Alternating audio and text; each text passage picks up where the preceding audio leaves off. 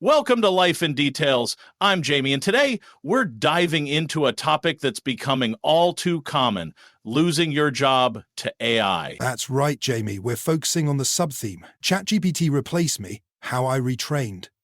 It's a tough situation, but there are paths to recovery. Absolutely. I mean, just the other day, I spoke to a listener named Mark who was a customer service rep. He got replaced by an AI chatbot.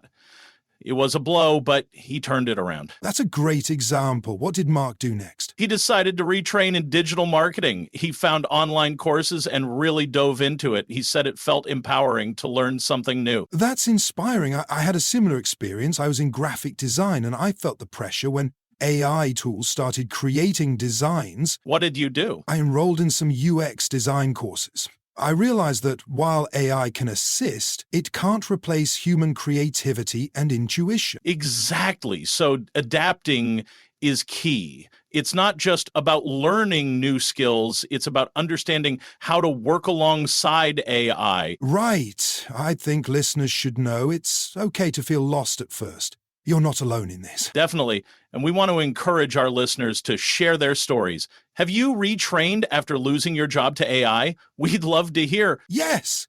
Hearing real-life stories can help others feel more connected and motivated. Let's make this a community effort. For sure. So, what advice would you give to someone facing this challenge? I'd say start small. Identify your interests and explore training options that excite you. Good point.